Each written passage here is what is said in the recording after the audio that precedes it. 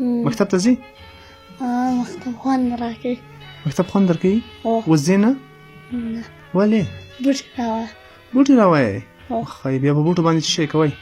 سوځي. سوځئ؟ هو. اوس چې دروغ وایم خو بس هغه خبره ده چې مزدوري مې ورته کولی شي به مې ورته راوړه دا شی یعنې یو 2-3 سوه به هو هم جوړېدی چې به مې ورته راوړه یا بل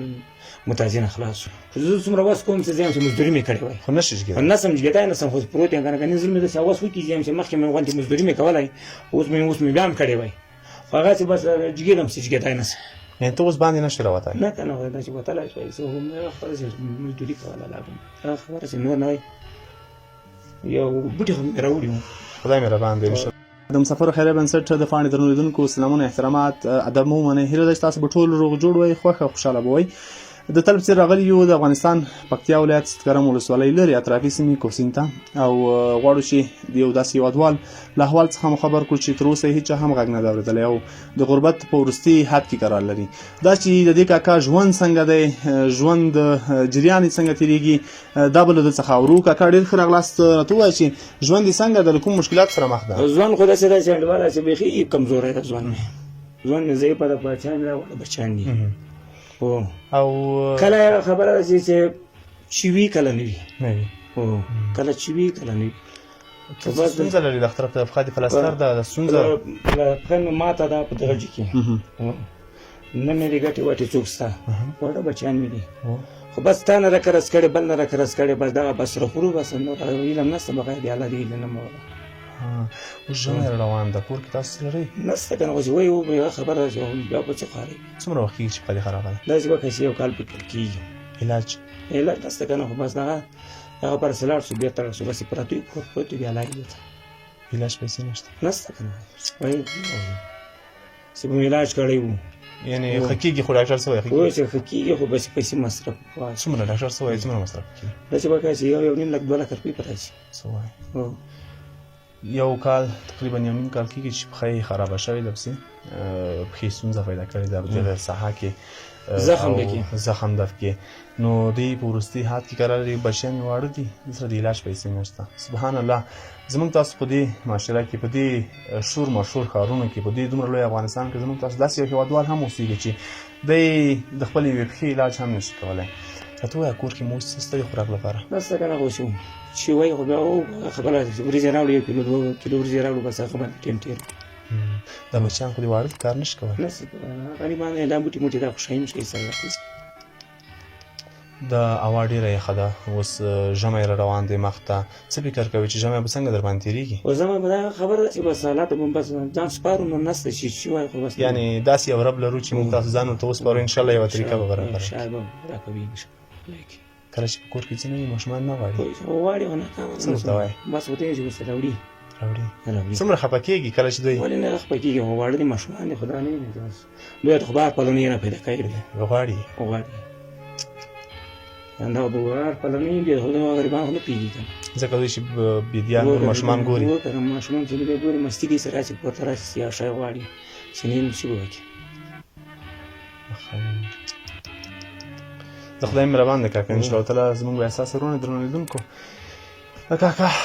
زموږ تاسو افغانۍ ده زموږ تاسو مسلمان ورور ده لکه هر څوک هم وي زموږ تاسو مسلمان ورور ده فرض کوئ تاسو په داسې حالات کې شولی او کورنۍ سرپرست هم وئ او داسې کوچني کوچني ماشومان مو هم درله غاړې وو او تاسو دغسې ناروغه وئ څه احساس به کوئ څه فکر به کوئ راځئ چې وایي چې ټول مسلمانان سره ورونه دي نن یې ثابته کړو او د دې کاکا لاسنیوی وکړو ستاسو ډېره کمه مرسته هم کولی شي یعنې که موږ تاسو هر یو ورور ډېره کمه مرسته وکړو د دې کاکا او د دې خوږو ماشومانو تاسو وګورئ هغه ماشوم ته وګورئ په مخ نه یې اوس هم خړ ګرد پروت دی داسې خواږه ماشومان هم موږ تاسو لرو او دوی بیا نو بې سرپرسته دي اوس وږي دي کله چې نه یې کور کې دوی خو تا په عذابوي نه ډېره خو یایي که نه چې ما ته یې راوړه خو چې اوس غواړي هغه خو زه یم که نه چې خبره چې ما نه خو اوس غواړي که نه خواته هر پلونې دوی ته خبره پیدا کوي ته بیا ډېر خفه کېږي خفه کېږي ولې نه خفګان بچیو ته څوک نه کوي خواته چې زړه به ورته خورې کله چې روغ وې ژوند به دې بیا ښه و پوه چې زه روغ وم خو بس هغه خبره ده چې مزدوري مې ورته کولی شي به مې ورته راوړه دا یعنې یو 2-3 سوه به به هم جوړېدی چې به مې ورته راوړه یا بل متازي نه خلاص شو اوس به خبره ده چې متاج وي سې پراته یو بندیاراس سرې ته پراته یو الله مهربانه ده الله ډېر لوی ده او زمونږ تاسو داسې وروڼه دي چې باور وکړه وایي که ستا حالات وګوري انشاءالله حتما همکاري کوي. دا چې دوی باندې نه سو راوتلی موږ راغللو مستقیم ځکه د دې کور ته کوټې ته راغللو. دغه کور هم پردی دی د ده خپل نه ده که نه همسایه و که نه دلته همسایه هو اوسي همسایه اوسي کله یو ځای کله بل ځای بس هغه خبر چې بس مو یې ځان ته کوم جوړ زه خدای مهربان دی کاکا دا چې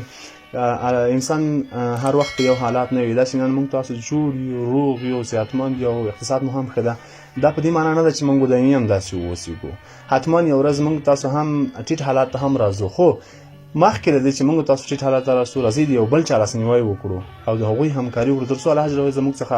راضي شي او الله پاک څه وایي وایي تاسو زما سره همکاري مه کوئ زه ستاسو همکاري ته اړتیا نه لرم زما له بندګانو سره ښه وکړئ که ما خوشحالوئ زما له بندګانو سره ښه وکړئ نو دا کاکا ستاسو مرستې ته اړتیا لري عاجلې مرستې ته اړتیا کاکا مسافر ته څه پیغام لري زموږ د سکرین له لارې ستا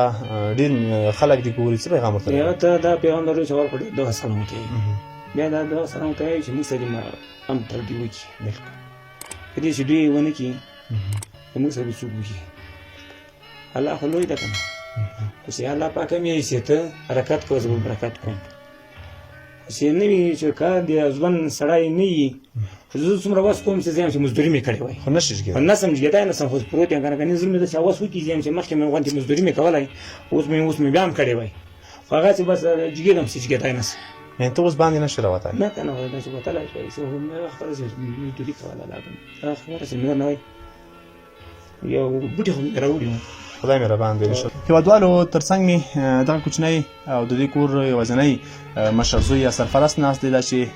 پلار یې په دې حالات کې دی غواړم چې د سره مې یو څو کلمې خبرې وکړم ګرانه تویه ژوند دې څنګه ده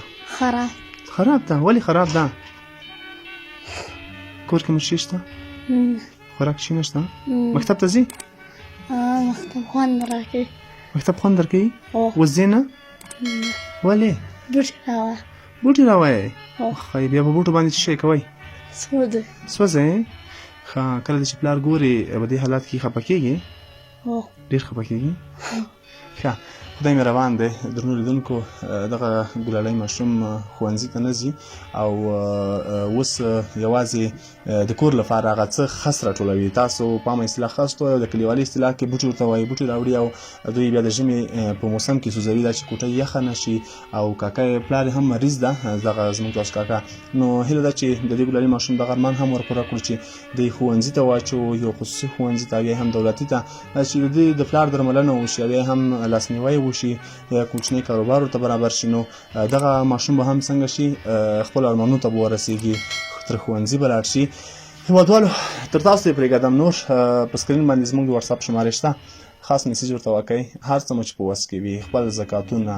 خیراتونه صدقې مو تر همدې کاکا راورسوئ دغه په تاسو باندې د مرستې غږ کړی ده او تاسو یې هم ناهیلي کوئ مه نو هر څه مو چې په وس کې وي زموږ تر واتساپ شمارو میسیج وکړئ او انشاءالله تعالی موږ الله شاهد نیسو چې ستاسو هره یوه روپۍ به هم تر دې کاکا رارسوو تر بیا چې زه جوهر او صدیقي زموږ ته اجازه راکئ په پاک رب مو سپارو ښاد آباد خوشحاله او ارامه اوسئ